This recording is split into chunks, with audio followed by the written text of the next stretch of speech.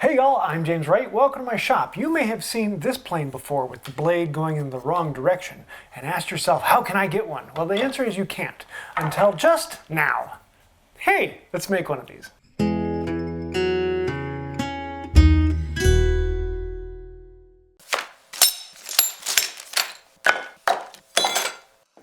Today we're going to be making this in two different styles. We're going to be making one that's really simple and basic and one that is really, well, not. So let's start with the simple and basic one. We have a hunk of wood that we need that's about 1.5 inches thick, and we need to rip it down to width and length. Well, you know how this normally goes. After messing around with the saw, then we can come in with a plane and smooth off all of the marks left from that. As to what are all of the dimensions, the plans that come with all of the kits have all of the measurements for different sizes. So if you want to make a basic one similar to this, you can do that, or you can make the one with all the bells and whistles and totes and knobs. So first thing I want to do is drill a hole all the way through this, and this will be what holds the shaft for the cutter. This is actually the really difficult thing when we were coming up with how does this work out. Originally we were going to give people a bolt and the blade, and you'd have to come in with a hacksaw and cut the bolt. And we found that to be a bit finagly. But in this case, we have it all together as one particular piece. We do need to cut the slot in the block for the blade to slide in. And this works out very, very well with a hacksaw to come in at an angle and just cut down. And the hacksaw is almost exactly the right width for this. I expected this step to take a while, but in all honesty, it took only just about 4 or 5 minutes. It was very quick and easy, and the hacksaw was just about the right size. Now, just be careful. These blades come sharp. And, yeah, very sharp, and I cut myself, so just be warned. We next want to create a little housing that goes on top to stop the large nut. Now, if you are buying just the cutter, you're going to have to come up with some sort of nut with a wing nut or some other way. There's a bunch of different things you can do with that. But if you are getting a full kit that has the brass nut as well as other things, then you can make this little house that sits on top. And this is actually capturing that large thumb nut. And this will allow it to adjust up and down. So I'm just taking a chunk out of the side of this piece so that the large thumb nut can fit into that. We'll lay it out, come in with the chisel, mark it out, and then remove most of the material with the chisel, and then a router plane for the last little bit, because everyone likes playing with a router plane. It's a lot of fun. Now that we have all this cut out, we need to actually figure out how are we going to attach this little thing to the top of the plane. And there isn't a lot of material on here, so you need to be very, very careful. The larger kits also come with the screws as well as the wood you need for this. And so I'm going to pre-drill with a small head that goes all the way through, and then I'm going to come in with a larger one to fit the shank of the screw. And then always remember wax so that you can, they go in a little easier. Next, we're going to be doing a little bit of metalworking, and you will have to tap a few different things on this, both in the brass and in the wood, so having a set of taps is nice. Now, normally I would do this in the drill press to make sure it is nice and even and square, but I found that this large one actually worked out relatively well to do it freehand, and you can see how that then runs on the cutter blade. We also want to add a fence to this block, and so for that we're going to lay out exactly where the fence needs to be, mark it out on the board, and then set our marking gauges to actually transfer that mark all the way around, and then we can bore out most of it. Yes, I'm sorry, there is always a boring part, but for something like this where I'm only doing a 1/4 inch wide by 3/4 inch by actually relatively deep, I found it much quicker to bore it out and then come back in and cut it to size. And so we're making a rectangle here that is 1/4 inch by 3/4 by all the way through. And this will be what the shaft fits for the fence on there. We also need a way to stop that shaft from moving around. And so the kit comes with this little bolt you have to cut the head off of. And then we want to mount the head onto it. Now, if you want to, you can go buy a thumb screw for this. But this really is a nice little detail because you can put this in here and that cap allows you to fill it in with some piece of wood or icon or whatever you want. Here you can see I'm actually going to tap it at the drill press like it's supposed to, hold it down in place, and that allows you to drive it in there straight and square. So then you can put the screw into that hole that has been tapped, but it spins around. We don't want to do that. To fix that, you come in and punch it out, and you actually mushroom out the top of the screw and then mushroom in the sides of the brass. You can see how that all works out. But it looks kind of ugly. So this is the chance where you can come in and detail it and make it exactly what you want. I'm cutting out this small piece of actually palm, which looks really, really good at the small scale. And I can fit it in there and so that it just barely squeezes in and needs to be pounded in. I'm going to apply a little bit of epoxy and then beat the living tartars out of it and squish it down in there. And then we can come in later and dome it over. But I've seen some people put in coins or other things in there to actually make it something special. So this is a chance where you can kind of play around and have some fun. That bolt needs to go into a hole here, and that runs down into the slot for the fence. And you can see how that will come down in. Once I know it's all working, we can come in with a file, smooth it out, and actually make it slightly rounded on. And it's I like how this one came out. Just a nice little detail. But once all of that is done, then we can move on to the fence. For the fence, if you buy the full kit, you get a block of wood that you can then cut out. And we need to cut a rabbet into this so that the fence actually extends under the body of the plane. And so we're going to be coming in, I think it was 3/4 inch by 1/2 inch. Don't quote me on that, but there are all the measurements in the plans as well. I do like to actually rip it down by hand. I find this relatively quick and easy, and it's surprisingly easy to do. Most people would think, oh, wow, that's really hard. But honestly, it goes pretty quickly. You cut in from one side, and you cut in from the other side, and then you've got this little piece that pops out and makes everything happy. Ooh, look at there. It just popped out, and everything's happy. Now we need to actually connect this block to the rod that we have earlier for the fence. So the rod comes with the full kit as well. And in that we can notch out the section that it will fit down into. And then we need to drill 2 holes in through the brass, a steel rod. And those are just tiny little holes. They need to be large enough for the provided screws to slide through. We don't want them to actually cut into that. And then we want to chamfer out the heads a little bit. I actually used a larger drill bit to chamfer out the heads rather than a chamfer bit. Works out pretty well to do that. Then those can fit down in there. Drill out the holes for the screws to fit in and put in the screws. And you kind of get the idea how this goes. I actually wanted to chamfer the end of this a little bit. And so right at the end where it goes and extends out the wood, I came in with a file and filed that down and smoothed it. And I like the way that looks. But the fence doesn't have to be anything all that amazing. It's one of those points where if you really want to make something special and detail it in, you can do that now. And at this point, it's basically done. You have a functioning ripping plane. You've got a fence, you've got a depth adjuster, everything's good. I'm just going to come in and do a little more detail and smooth things out and then realize, you know what, I actually want to build the full kit. And so we're going to start all over, but this time we're going to add in a few more bells and whistles. So there we've got that. Fence can come out. Cutting wheel can come out. Or, rather than building the whole thing yourself, you can buy the wood parts to the kit and have it mostly done. Let's put this one together. So for the full kit, most everything comes pre-done. Except for this slot is mostly there. You just need to come in and take out the material inside. Then when it was cut out with a circular saw that came in and took out the majority of it. And you kind of connect the dots. But there's large kerfs in there that hold the saw in place. There you can see I was actually using a keyhole saw rather than the hacksaw. Both work great, depends on what you have on hand.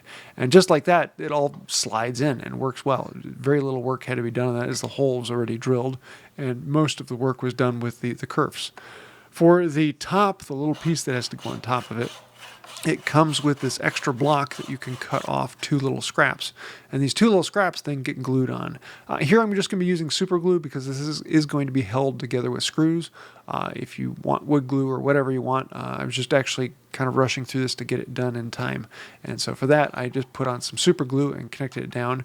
And then we can shoot the ends of this to make it nice and clean. And honestly, I found this to be considerably easier than cutting and routing out everything in between. And you have this nice little block that fits in well. And from here on, you're actually going to see a little bit different in the video. My daughter is actually the one shooting it, so we're teaching her how to follow along with this. A lot of these steps are going to seem very, very similar to what we did before, in that we're going to be laying out where we're going to put the 4 screws, one in each corner, in through this block and down into the top. And this needs to be removable so that you can do things to it in the future if you want. Necessarily, it doesn't have to be if you're not using an escutcheon on the bottom, but if you are using an escutcheon on the bottom, then escutcheon, I love that word, you will need that. And if you don't know what I'm talking about, you'll see it here in a moment. I'm going to chamfer those out a little bit and then add a little bit of wax to the screws, and you can see how this will then screw down in on top of this. I like using a little bit of my hard paste wax. I can slide the screws through there, and it makes it much, much easier and less chance you're going to break or strip anything out on here. You notice there isn't a hole in the top of that cap yet, so I'm actually going to grab a 1/2-inch auger bit and put it down through the existing hole, and then run it down and just till the tip pops out, and then drill the rest of the way. That way I know that the hole lines up exactly with where the other one is. This way the blade actually adjuster bolt has to extend out the top of that. For the fence stop on there, the hole is already in place. You just need to actually drill it out. For the fence itself, the hole is already in place. You just need to ream it out. It actually bores through all 3 of the holes that you would have drilled ahead of time. You just need to clean out the mess. And so I just came in with a mortise chisel, a 1/4-inch mortise chisel, and it worked out really, really well.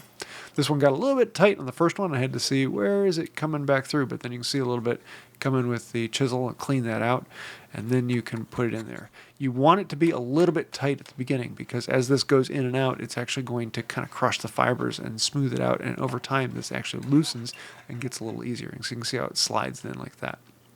We can put the thumb screw in, and now we've got a fence that locks this down in place. We have the top on it, and then we can flip it over and start working on the escutcheon. Escutcheon. This little plate in the bottom, it's got a slit in there, and so it's basically a wear plate. Not that this really needs a wear plate on it, but it gives a slot that holds the blade in place and actually gives it a little bit more rigidity as it's running through the wood. And this was, I really liked housing this in. You put it in much like you would with a bow tie. And I just lay it out there, clamp it on place, run the knife around it so I get nice clean lines. And then we come to the chisel and chisel it back to those nice clean lines. Use a router plane to clean out the bottom, or just use a chisel. In this case, I didn't even pull in the router plane. I just brought the chisel. And then I brought it over here for a test, and I realized, ooh, that actually fits really nice right off the bat. Doesn't always happen that way. But in this case, I just decided to give it a little tap because I don't need to glue this down. I just need it held in place. And then I can drill out the holes for the 4 little screws in the side, which these tiny little brass screws also come through. I really like how this came out. It's a nice little touch that Jeff offers. And I left it a little bit low so that I could come into the plane and plane the wood back nice and flat. The rest of this block comes right off of the CNC, so there's a little bit of tool marks and things like that to come on. And this is the chance where you can get a little bit special in your own detailing, your own carving, your own shaping, what chamfers and things you want to put on there. I found the card scraper to actually work out really, really well to get into that corner, to chamfer down the edges. But in this case, I want something a little bit more. This plane is designed to have a knob and tote, and it does actually feel much better when you're using a knob and tote. And we were planning on having people make their own and providing wood, but then Rex Kruger came out with the knob and tote with compass rose, and so Jeff talked to him and they were able to work it out. So now if you get the full kit, it also comes with the knob and tote from Compass Rose. And I really like these. They were kind of surprising. I did not think I would like them, but they feel really good. If you put a wood one in my hand and a plastic one in my hand, I would not be able to tell you which one was which, because they have a very, very similar feel to the originals. And I like that. The screws that Jeff got for the kit are a little bit larger than the hole, so they actually need to be kind of driven down in. But once they are, they work perfectly fine. If you want to, you could go get a set of brass pieces from an original Stanley and make it really fine. But those would have added a lot of price to this kit, so we're gonna leave it like that. For the finish on this, I'm using boiled linseed oil and paste wax. It's my favorite for anything that I'm actually going to be using in my hands, and I love the way it makes this white oak pop. It's just absolutely beautiful. And yes, the kits from Jeff come with white oak, and every piece is a little bit different. They're leftovers from the shop he works at, and they're kind of interesting to see how some of the characteristics that come out with it. So we can screw this all back together, and then let's take it for a test drive and see what this thing is actually intended to do. A ripping plane is designed to actually rip wood. And if you really want to see more on that, I've got a whole video where I went into the history and demonstration of different types. And honestly, I am very, very impressed with how this one came out. I did not expect it to be this simple and easy. The kit actually comes out and works very, very well. It is a decent amount of work, but it comes out well and is a lot of fun to play with. So with this, I'd do a couple passes on one side, flip the board over, and a couple passes on the other side. And then you can literally snap the board. If you get it just right, you could actually make it cut all the way through, but it takes a good bit on that. And most of the time, it's designed to do drawer bottoms, where it doesn't have to have a really clean edge on there. You can leave it a little bit rough because it's going into a groove. And it makes it quick and easy and a lot of fun. And so there you go, ripping plane. And I am happy. So there you have it. This came out way better than I expected. And Jeff has been working on this for a long time. This has been a project, almost 2 years in the making. And when Jeff and I first saw this one at an auction, we were kind of confused by it, wondered what was up with it. We did a lot of research, went into it, and thought this is kind of cool. And I made a video on it and thought it'd be interesting to show off, but no one would ever want it. And lo and behold, everyone is asking, where can I get it? Where can I get it? And I'm like, why do you want it? I don't know, but people want it. So Jeff said, I will make a kit. And Jeff made this. And honestly, I think it's really kind of cool. With this huge gear on here, it makes everything kind of fun. I love how this came out. He did a phenomenal job putting this together. And it's one of those things that you can make this really fancy and very beautiful, or you can make it, very basic and simple. And it's kind of up to you. And the cool thing about this is he's going to be selling it so that you can buy the whole thing. And that includes all of the wood you're going to need, all of the brass, the escutcheon, the large knobs, and also the tote and knob. And yes, these are the new ones from Rex Kruger, and so he is supplying them to Jeff for the kit. And I love the way these feel. They came out beautifully, so nice work, Rex. As well as the cutter, and this was actually really hard to get together. This is all put together and milled out by Tony Rouleau. And he did a phenomenal job on it. And it cuts really well. It's actually a thinner plate than the original and will cut a little bit easier than the original. And I really like how this one came out. So if you want to get the whole thing, you can. Or you can just buy the basic hardware. But the cool thing about this kit is you can make it any way you want with any organization of this, and all of the different setups of this kit are online, and you can find the one that fits you best. So looking forward to seeing what other people make for it, and how many thin boards are you going to rip down into smaller boards.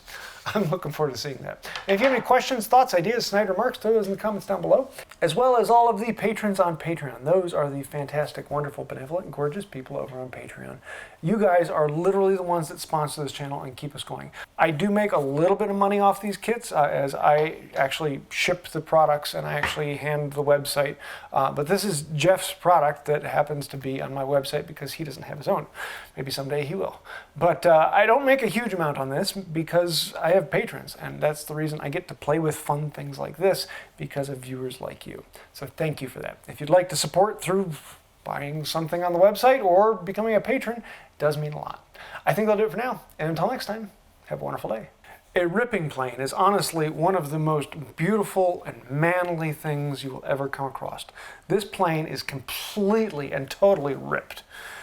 Not to mention it's rather chiseled.